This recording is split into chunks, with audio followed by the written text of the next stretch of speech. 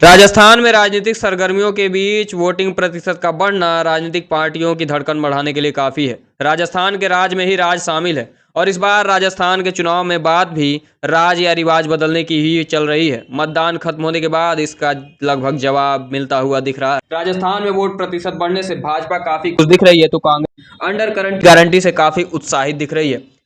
दोनों पार्टियों के अपने अपने दावे हैं। हालांकि दोनों दलों को 8 दिन का इंतजार करना पड़ेगा। मारवाड़ में तो कहा ही जाता है कि भूखो तो धापियो ही पतीजय, यानी भूखा तो पेट भरने के बाद ही संतुष्ट होता है। 8 दिनों के लंबे इंतजार के बाद पता चलेगा राजस्थान में किसका बदला राज और किसकी बनी रिवाज। 3 दिसंबर को मतगणना के बाद दोनों दल में से किसी एक की सत्ता की भूख शांत रही। 25 नवंबर को हुए मतदान से कई ट्रेंड समझ आ रहे हैं। हर बार की तुलना में इस बार का चुनाव बड़ा दिलचस्प और पेचीदा साबित हुआ है। दिलचस्प इसलिए कि प्रदेश के इतिहास में जितने भी चुनाव हुए वो भाजपा कांग्रेस या मुख्यमंत्री पूर्व मुख्यमंत्री के बीच होते हैं, लेकिन इस बार प्रधानमंत्री नरेंद्र मोदी और अशोक गहलोत के बीच ही मुख्य मुकाबला दिखने को मिल रहा है। इस चुनाव में कुछ चीजें एकदम क्लियर हैं। इसे तिजारा और पोकरण सीट के मतदान प्रतिशत से समझा जा सकता है। आपको बता दें कि यहाँ 80% से अधिक मतदान से साफ है कि ध्रुवीकरण काफी तेजी से हुआ है। दूसरा, बड़े नेताओं के सीटों पर वोटिंग प्रतिशत बढ़ने के भी 2 संकेत मिले हैं। या तो इतना मतदान उन्हें हराने के लिए हुआ या फिर जिताने के लिए। गहलोत की सरदारपुरा सीट पर मतदान 2.59% तक घटा है। इसका असर जीत हार के मार्जिन पर नजर आने वाला है। कांग्रेस नेता गोविंद सिंह डोटासरा, शांति धारीवाल, अशोक चांदना की सीटों पर मतदान के रुझान टक्कर वाले रहे हैं। यहाँ का परिणाम कुछ भी हो सकता है। भाजपा में भी राजेंद्र राठौर, वासुदेव देवनानी, सतीश पूनिया और नरपत सिंह राजवी जैसे नेताओं के परिणाम भी स्पष्ट नहीं कहे जा सकते हैं। ऐसे में एक एनालिसिस हम पेश करने जा रहे हैं जो बताएगा कि मतदान में हवा का रुख क्या रहा और किस ओर राजस्थान का राज और रिवाज जाता हुआ दिख रहा है। राजस्थान के चुनाव को समझने के लिए सबसे पहले प्रदेश के राजनीतिक गणित को समझना जरूरी हो जाता है। इलाकों के हिसाब से देखें तो पिछली बार कांग्रेस सरकार बनाने में पूर्वी राजस्थान का योगदान रहा था। यहाँ 39 सीटों में से सिर्फ 4 सीटें भाजपा के पास आई थी, बाकी कांग्रेस और अन्य के पास गई थी। बसपा के विधायक कांग्रेस में शामिल हो गए और निर्दलीयों ने कांग्रेस सरकार को समर्थन दे दिया।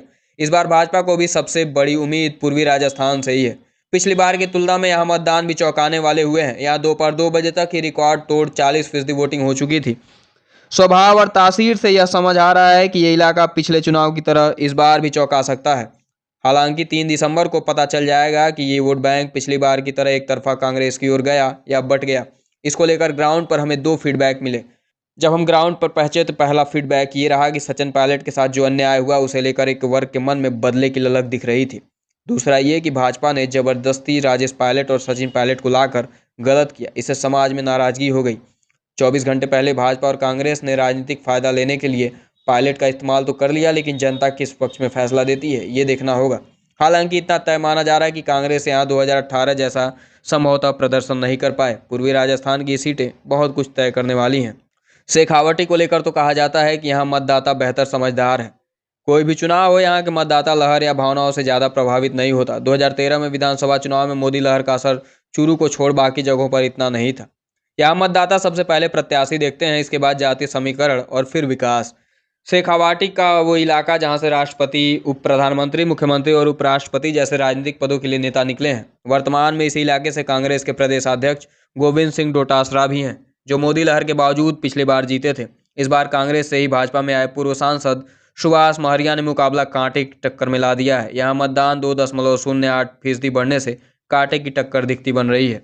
नेता प्रतिपक्ष राजेंद्र राठौर चुनाव लड़ने में माहिर माने जाते हैं, लेकिन यहाँ भी जीत का अंतर कम ही रहने वाला है।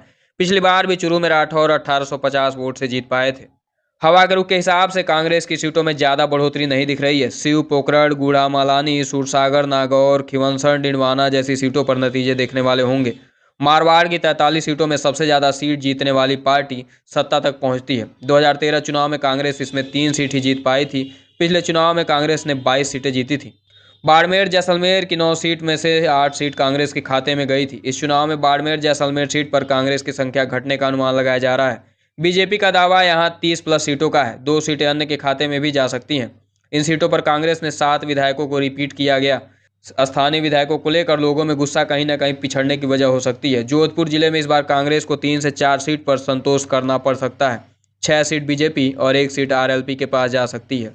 वहीं बात की जाए जालौर की, तो जालौर जिले में भगवा का रंग नजर आ रहा है। नए जिले से कुछ उम्मीदें हैं, नागौर जिले में आरएलपी ने कई सीटों पर त्रिकोणीय मुकाबला बना रखा है। मकराना की एक सीट के अलावा राजनीतिक पंडित अभी कहीं पर दांव नहीं लगा रहे हैं।